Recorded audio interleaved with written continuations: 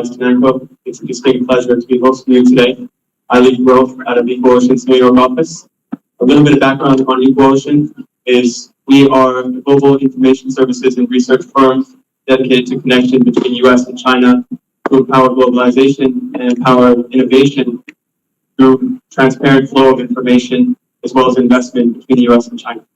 So we perform equity research, PR work, as well as events like these today. Thank you so much for joining us. We have a very exciting program for you today. About WIN 2022, this is day 2. If you're back for the second time, thank you for joining us once again. If it's your first time, welcome. WIN 2022, our objective is to be the home, New York City, of the most consequential dialogues on the state of U.S.-China business innovation. So of course, we all know it's a very unprecedented time in the state of the bilateral relationship today. So sessions like these, we believe, are extremely important to foster mutual understanding and reinforce the importance of mutual understanding across our various sectors that we work in. So today we're joined by a number of phenomenal speakers, keynote members, as well as panelists from the biotech industry, Web3, researchers in the academic side, as well as the global communications and venture capital spaces. So we're very fortunate to host these people. Some among them are leaders of publicly traded companies. Some are founders of recent startups. So you really have the entire life cycle of what it means to do business between the U.S. and China today, captured in our segments today. So of course, none of this would be possible without our supporters, sponsors, and partners. For those of you who joined us on day 1, you saw Bob, the COO of China, who is currently rebranding to the China Project. They do phenomenal work. We're also joined by LeaderMed Group, a global platform for innovation and regulatory approval in the pharmaceutical space. West Money is a mobile application and platform for global investors to better understand the Chinese markets. North American Ecosystem Institute, who you'll become much more intimately familiar with in just a few minutes, is joining us today as well. And of course, China Institute, thank you so much for hosting us, and I promise the air conditioning will be better very soon. So this is our agenda today. As you can see, we are running a little bit behind schedule. However, as you'll see, we do have an hour buffer for the food that will be provided and more networking time. So what we're going to do is we're going to crunch that down just a little bit so we're back in schedule for the afternoon sessions. I know everyone here is very busy, so thank you very much for bearing with us. So without further ado, I'd like to introduce our first keynote speaker of the day, Chris Pereira. He has over 20 years experience working in China across the PR sectors focused in technology. And he's the founder and CEO of North American Ecosystem Institute. Today, he's focused on helping Chinese companies who are expanding to the global markets optimize their brand positioning, their media strategy, and their global communications. So without further ado, I'll pass it off to Chris. Thanks. Hey guys, really great to be here today with you. I have, I believe, 15 or 20 minutes. He's giving me the go-ahead to be here for 4 hours, so I'll talk to you guys for a while. So a bit about my background first. I actually spent 15 years in China. I went to York University in Toronto. After that, I went to Zhengzhou, to study my undergraduate. I studied a 4-year bachelor degree in Zhengzhou. Why Zhengzhou? It's a long story, but there's 2 main reasons. I wanted to not be in a place that was as English-ified, so I guess in Tsinghua, in Beida, or in California University, the program was in English. The program I actually did was in Chinese. Studied even went to the Chinese language. And of course, in Funan, that's the cradle of Chinese civilization. There's 5,000 years of history there. So, now I never want to go in a temple again. I saw too many Chinese temples. Back then, I was interested in that stuff. So that's where I went to school to begin with. When I graduated from Zhengzhou University, I moved to Suzhou and started a consulting company helping Western companies do business in China. So the opposite of what we're talking about today. And in 2016, I joined Huawei in Shenzhen. So I joined in their PR department. I was previously the speechwriter, the media assistant to the founder of Huawei, and the rotating CEOs basically within the media Shenzhen. At the end of 2018, you may have heard of this person, named Nobel. When that incident happened, I was sent to Vancouver actually to help the advocacy. It's from my perspective, I can offer some advice from the front line of public opinion. But these days, about 2 years ago now, I left Huawei and started my own business again.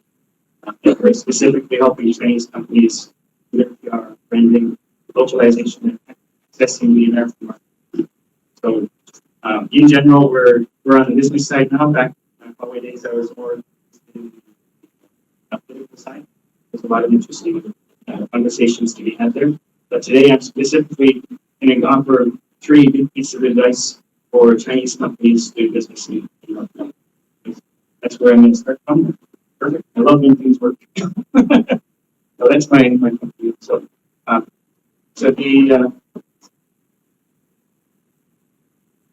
okay. So if you look on the screen here, this is nothing to do with China. Nothing sucks like an Electrolux. It rhymes, right? It sounds nice. But if you're an English speaker, it's a very bad slogan, right? Because it means 2 things. What is an Electrolux? It's a vacuum, right? So it sucks things. It's got good suction. But on the other side, sucks means it's terrible, right? So there's nothing worse than this vacuum. Right? That's what it means. So this is an example of an advertisement that seems good. There's one layer, it's good. On the other hand, it's not written by, or it's not reviewed at least by someone native to America, that's for sure. And this is a real advertisement. They spent a lot of money on this. They're basically saying our product sucks. Basically, literally. So this is one example of what we do and what should be a focus for a Chinese company in the U.S. When I say Chinese company, I don't mean just from mainland China. But when I'm saying we work with Chinese companies, it could be someone who studied in Canada, they studied in the U.S., they graduated, they started a business in Europe. The focus there is the culture, not the specific geographic. It could be from Macau, Hong Kong, Taiwan, etc. Yeah. So here's another example that if you speak Chinese, you might see the problem here. So this is if we're going to China as a foreigner and we want to get a tattoo, don't get this tattoo because it says chicken noodle soup on your back. So the caricature looks cool, but the meaning is strange, right? What did they think it said? I have no idea. I think Google had that said 404 error. And then there's others that says bad boy. So this is an interesting thing. If I translate that to you, then fine, I'm high. Bad boy. When I give you that translation, it sounds okay. Okay. If maybe someone wants that on their shoulder in English, but in Chinese, it's like you're a 5-year-old naughty little boy. Yeah, naughty boy. Yeah. And this one is on the bottom right. It's backwards. It's not really quite. One more. So, I don't think that's what he wanted to do. Xianyu is like a fairy or a pretty girl. Oh, A pretty girl.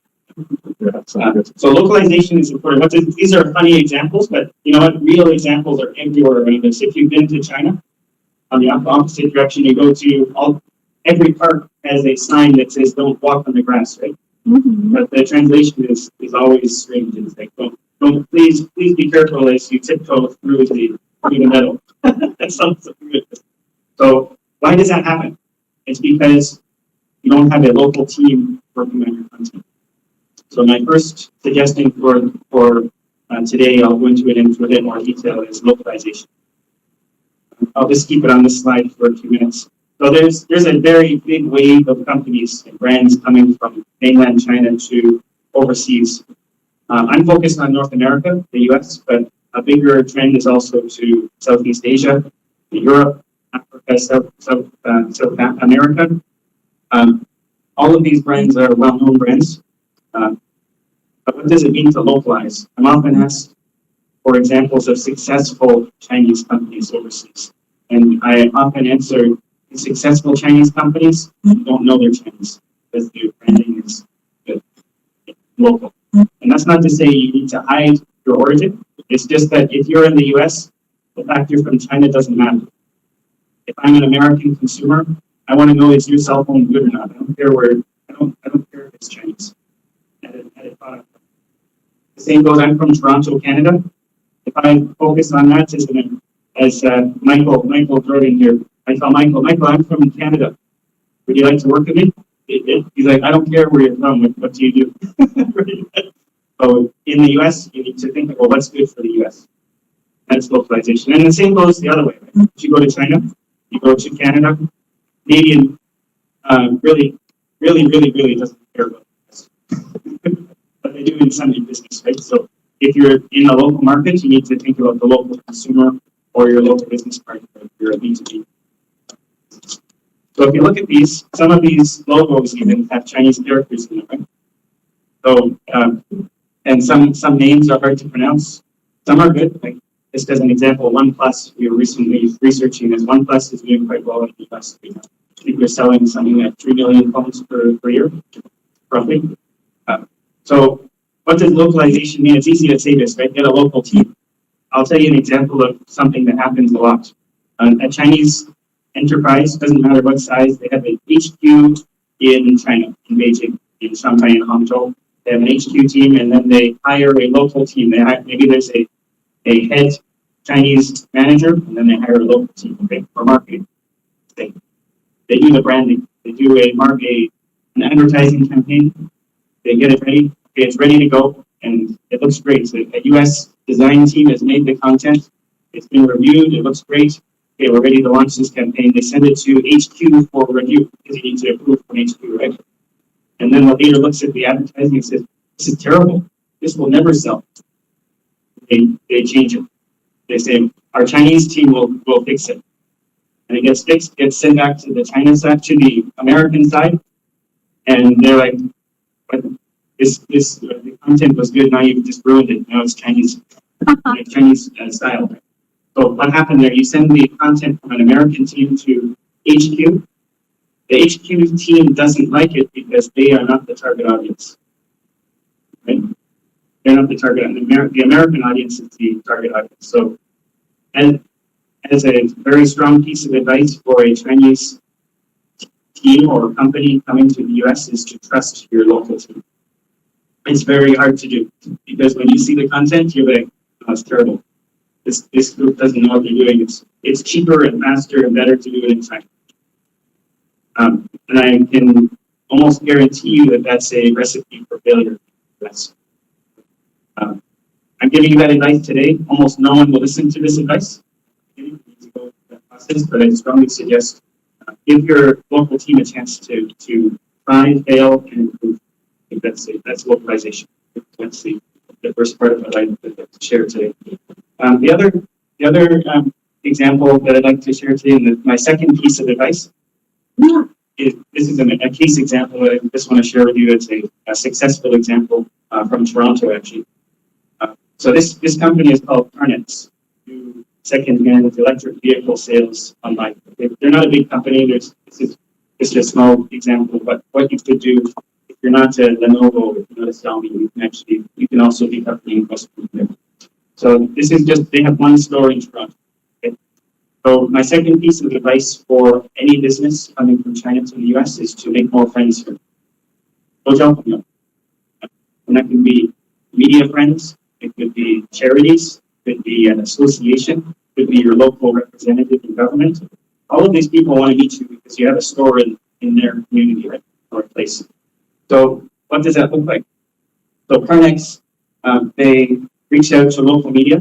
They're a formerly international students. So they went to school in North America. They graduated and they started a business. So they're a startup. They're young and they are a minority. They reach out to media and they got some news articles. They got covered by media doing this. What happens after that? This is the key about my suggestion, making more friends. What happens when you have friends in your community? They think about you and say, when there's another opportunity, they give it to you. So if you look at this, the key here for this thing is the Supercharging Canada's EV adoption. That event happened because they reached out to media a few months before. So they sent an email saying, hey, I'm so-and-so, I'd love to talk to you. They get interviewed. Okay, it's all done, you get your article, you're done, right? And then a few months later, the journalist reached out again and invited them to an event. So this is an example of building the ecosystem. That's why my company is called Ecosystem Institute. That we, when you're doing promotion, it's not a case you don't just do your advertising, don't just spend money on Google ads or marketing. It can be more worth spending $5 on a coffee and just saying, hey, I'm Chris. Meet you. Yeah. And that's more effective than if I put my company's ads all around this room and cover it up here, down here. You can't escape my logo. Right? Put it on his badge. It's easier just to shake your hand and say hello, and it's free. That's my second piece of advice. And the last part, there's a bit of Chinese here because even if I gave you the English, it wouldn't matter. So I'll just explain very briefly. If you can read Chinese, the one example I'm going to say is Lao Gama. So I have some friends in the room who probably know this story, but if you ever were sent overseas with Huawei, there's one thing you will always bring in your backpack. It's Lao Gama, and it's a sauce. It's a Chinese sauce. You cannot buy in that. What does that sauce represent to someone from China? Can someone tell me? When you think of Lao Gama, what do you think of? Spicy. Spicy, but what's the feeling? Familiar. Something familiar? Also, I remember the brand. Like You see that old lady, right? Yeah. Anything else? It's when you're away from home, if you miss home, you can have Lao Gama, right? Yeah. So that feeling is connected to the brand, right? You want that feeling for your brand in North America or other people, right? For example, Heidi Lao. What do you think of when you think of Heidi Lao? I think of service, right? Yeah. Service. You can get your nails done while you're waiting for your hot pot, right? That's connected to that brand. So if I were to ask you in the U.S., when you think of missing home, or what represents being home with your family in North America? What kind of food, for example? It's not Lao Gama. Michael, do you ever think of Lao Gama when you're missing home? Any suggestions? What do you miss? Michael, what do you when you think of home or being with family? What are you eating? American beef. American beef? cheeseburger. Cheeseburger? Turkey, interesting. So do you think it's cheeseburger or turkey? In my heart, it's turkey. Because Really? you have that at Christmas or Thanksgiving. Right? Maybe it might be ham for someone else. Right? Cheeseburger, when I was in Zhengzhou, I really wanted to have cheeseburger. I have many of my American friends stay in China for a little while, all asking for cheeseburger. Yeah, it makes you feel healthy again. Okay, so this is the reason I mentioned this is apart from content, you need to know your target audience because that's what will generate the feeling. You can have a connection with them if you know what their culture is. If you're going to have in a video advertisement, if you're going to have a family setting in North America, you're not going to put alcama on the table. You're going to have a turkey or a ham or something. It just does it very simply. Well, it depends on the family. And it depends on the family, so it depends on your target audience. So your target audience might be the Korean population in New York. You need to do your research. What food will generate the sentiment in that food, right? Or a younger food versus an older food. So the audience is most important. And when it comes to business, your audience might be you want to find investment. Right? So what does your investor profile look like? It might be they want to buy your product. Okay, it's a young person who is buying makeup. What do they care about? If it's me, yes, you're going to put a hamburger in the advertisement, maybe. So this is the third part, is to think about the sentiment, the emotion behind the product. Okay, so I'm not the star of the show today. There's a panel coming up after mine. I think we'll have a bit of a chat with Alex now. That's my WeChat if you'd like to chat now. I'm really happy to have you here with us today, and really great to meet you. So hope we can also make friends.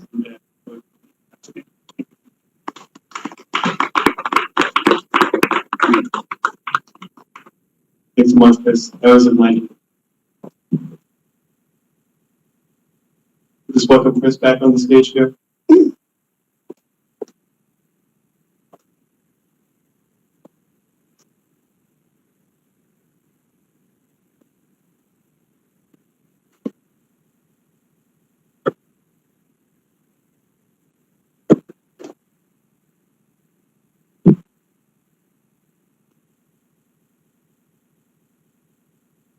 So I sometimes joke actually that so Chris has spent over 20 years in doing business in China and only recently came back just under 3 years ago now, back to North America after working with Huawei, leading their government relations.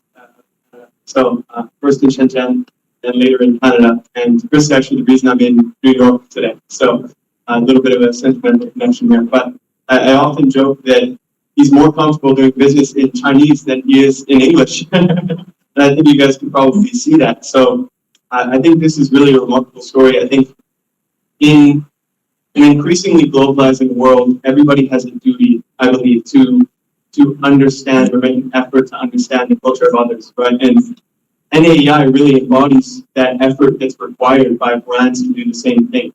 So, Chris, I'd like you to speak maybe a little bit about when you first got back and you started to see Chinese brands after being in China for almost 20 years, seeing Chinese brands in North America, what was your first impression? And then what ultimately gave you the idea to start CEI at the time, now NAEI? I think there's two big things that I noticed. One is the sort of that last advice I had about the emotion, the sentiment about the brand. I think that's done very well in China. But when brands come, I'm only speaking about America. I'm not an expert in Southeast Asia, for example. But in North America, I think the branding is less localized than it could be.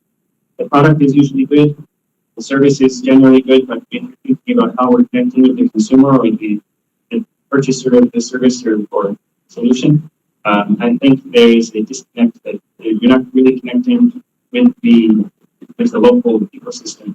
And I think that filters all the way up to what we see in the news this week with the challenges between countries. In many ways, that you can't get along unless you think in the from the other person's perspective, right? And I think there's a lot of cross-cultural communication issues, to put it mildly, right now. So that's the first thing. The second would be how the businesses reach out locally. Generally, from what I've seen, there's usually a sales office in North America. There's not so much, and the sales office generally will not have a budget to attend events like what we're at today, for example. Maybe they'll be here to look for clients, but they're not building relationships just for the brand. Right? They're looking, if I put this advertisement out here, how many units will we sell? Right? And that's short-term thinking, I think. And I think if there's more, what I see is I think there should be more connection with the business ecosystem also. So on the note of building those relationships and maybe shifting the tide in terms of some of the misconceptions or maybe the negative connotations for being a Chinese company in somewhere like New York today. I think some might argue, I'm a Chinese company, I'm coming to New York to do business in New York, and I'm a great company. I want to show that I'm a Chinese company doing great work to start changing these opinions. So, of course, you alluded to the fact that if you want to be successful as a company in North America, as a Chinese company, the ones who do the best PR, they don't look Chinese. So what would you say to someone who is trying to shift opinions with their branding while being successful as a brand themselves and not kind of remaining true? So, I think it's an interesting subject to think about promoting the fact that China's grown a lot in the last 40 years, right? And many Chinese companies, the big companies especially, want to tell that story overseas. There's pride, like, as a Canadian too. So I want to say something nice about where I'm from sometimes too, right? So there is that impulse to do that. And I think on the business side, we need to pull back from that and think about the expectations of our consumers, the people who are buying our products. That's more important than telling that brand story from China. Where you can tell that story is to your Chinese market, right? Especially if you succeed in the U.S., for example, then you go back to the China market, and that's your target audience to talk about 中国的崛起. Yeah. So you can talk about, hey, we're successful here in North America, and it's win-win because the consumers here, they can buy, when you buy something, it's a win-win interaction, right? You get this product, this service, and they're happy, and there's no strange, like, why are they promoting the fact that this is a Korean brand? When is it appropriate to mention where it's from? Maybe certain industries are famous in certain countries, right? For example, if you're a fashion brand, and you're from Shanghai, well, then you could say we're based in Shanghai, right? That makes sense. Or if you're a software company, they were based in Hangzhou. But saying China, that brand is not associated with the software necessarily, right? The brand of Hangzhou is better than the brand of China. The brand of Shenzhen is better than the brand of etc. So finding the right balance there is, you don't need to erase your past, really. We are who we are, right? So I think we're finding what parts of your background is valuable to promote in this certain scenario. In terms of knowing who you are, staying true to your story, and trying not to change yourself too much as you adapt to new environments as a business or as an individual, I'm curious, so maybe what are some of the mistakes that you've seen or some of the biggest challenges that you've seen doing business between the U.S. and China, and in particular, maybe Chinese brands who have established a local team, like here in New York, for example, or in the U.S. or Canada, that really pose barriers for them building those relationships at events like these, and how can they mitigate that? I can share a story from when I was at Huawei, it may be interesting for you. So I was a foreigner in HQ, in the headquarters. I joined in Shenzhen in 2016. There were about 400 foreigners, I'm saying foreigner, non-Chinese in the company in the HQ. So I had friends who were non-Chinese and I had Chinese friends in the company, right? My Chinese friends would tell me, Chris, you're different. All the other foreigners are slow, lazy, and they go home at 6 p.m.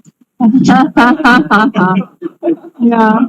And then my foreign friends would tell me, Chris, the Chinese, they're inefficient. They're there until like 10, 11 p.m. They're not getting their work done on time. They're just inefficient. So both sides thought the other side was inefficient and lazy, right? So it can't be both. In fact, both they're all like peak, they're all elite people in their industry, right? So when I look at that, the reason I mention that is when you're coming to a new country, you're going to see practices and things that you think are inefficient or not right. I can give you another example. When I work with PR or when I work with, I should just say North American companies in general, using email is very inefficient, in my opinion. It's slow. You got to wait for answers. I want someone to answer me on WeChat in like 10 seconds, right? So in that way, when I'm saying, hey, can I add you on WeChat? And they say, no, I'll give you my email. I'll follow up tomorrow. It's in my mind, because it's too slow for me. I think this person's not suitable to work with me. I can't work with them. They're not on the same speed. So that's a very specific example of when you come overseas. Like South America will probably be more serious in this than North America. Even the pace of things is slower. So why is it slower? It's because how you build trust, how you build a reputation in different countries is different. In China, it's let's add WeChat so I can look at your trend, so I can check, is this person culpable? Are they trustworthy or not? Right? Yeah. That doesn't happen on WeChat in North America. You need to add them on LinkedIn, and then they'll watch for a while. They'll see what are you posting. Right? It takes longer, but the end result is the same. You get trust, and then you work together. So, I'm not sure if I answered your question, but that's great. That's great. If we can go a little bit deeper on Shuhai, I'm curious. So, in terms of strategic recommendations here for building trust, it seems that you can either be an open-minded individual, right, or open-minded, for example, team from China and New York, adapting to the new practices, or the company can make a strategic decision to hire a local team.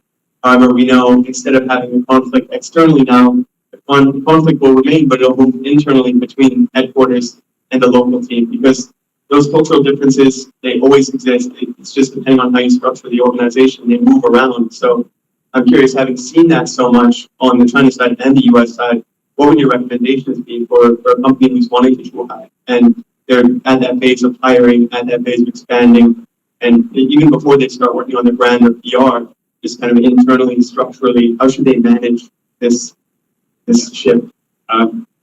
So in business, we need clients, right? Clients and customers always come first. My strong suggestion is to make sure the client's experience of your service is as smooth as possible and reduce the cost of communication with the client. So what does that mean? You can either, when you have a cross-cultural team, you mentioned you can have a full Chinese team in China and the U.S., and the efficiency is internal, right? It's very easy to talk to your easy to talk to both sides because you speak the same language and culture, right? But from your client experience talking to a Chinese sales team in the US, they'll be like, this guy doesn't understand what I wanted. He's not speaking my language from a cultural perspective. Right? They're speaking English, but they're not speaking my language. So my strong suggestion is take that challenge of communication and put it internal. Your internal team, the cross-cultural communication. I don't have a magic pill that can solve this problem. There's 1,000 challenges between cultures because of differences in values, politics, views, etc., way things are done. But you should put that challenge behind the scenes into your company and not in front of your client. And as you solve those issues, it'll become more efficient internally too. They won't disappear. You're always going to have challenges, but cultures are different because they're different. So when you're talking to your client in North America, the ideal is they're talking to someone who speaks their cultural language. That makes a lot of sense. It's very helpful. And that's just something I've been grappling with as I go deeper into this U.S.-China world. Cultural differences, you can just shift them around, but you can't just eliminate them. You need to optimize accordingly and manage your expectations accordingly as well. So moving from Shuhai, moving the other direction, looking especially at your time in China, seeing some global, especially North American brands moving to China, what did you see in terms of their mistakes and their successes? Of course, we know brands like McDonald's are very successful in China, but there's other brands who have tried and failed, gone back trying to compete with local competition in the local market. So what are some examples maybe that you saw that did better than others? I think so today we've spoken mostly about Chinese companies coming to North America, but going the other way too, I think it's important to always be aware where the encouraged industries are. And so what is the policy risk? What is the general trend in what's encouraged in different parts of China? And that can be the same for the US too. The US will encourage certain industries over others, right? You're not going to, as a Chinese company, you're probably not going to provide a 5G network in North America these days, right? So don't do it.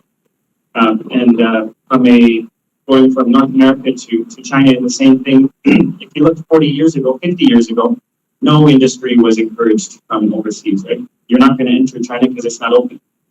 Whereas now, if you look over the last 30, 40 years, there's certain industries that are encouraged and certain industries that are not.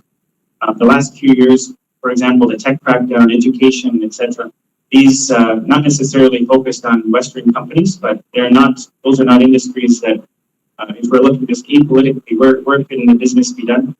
Don't go in those industries. You need to be aware of and what are the future trends, like which industries might open up and which industries might not be the right place for further investment. So I think the key for the China market, number one, is know those trends.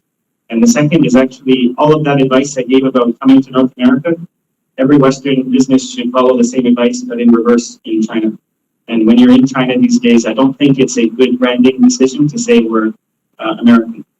Therefore, we have higher quality, etc. I think it's smarter to be, hey, this is what we can provide to you as a Chinese consumer.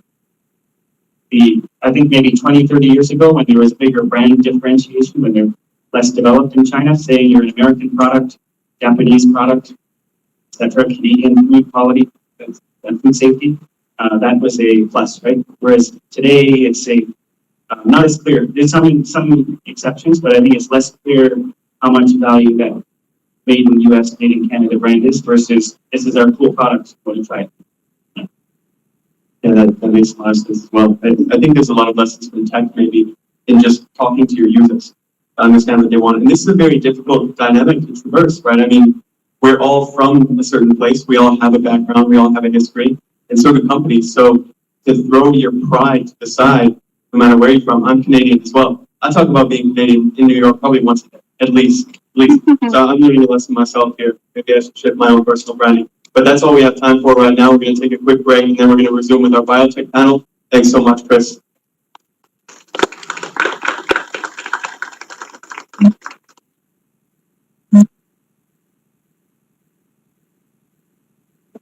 We're going to resume at 2 o'clock with our biotechnology panel, featuring leaders across public real estate companies, all focused, as well as startups who are focused on traversing this high gap.